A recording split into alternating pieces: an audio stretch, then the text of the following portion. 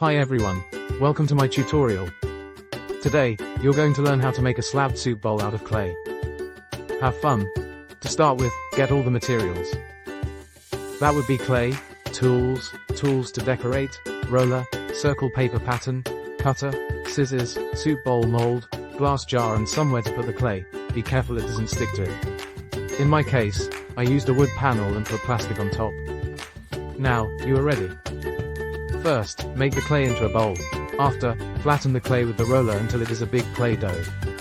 Make sure the clay is not too thin. Once you finish flattening the clay, decorate it. Here, you may use your imagination. Take a glass jar and put the soup bowl mold. One did a tutorial about how to make a plaster mold, on top.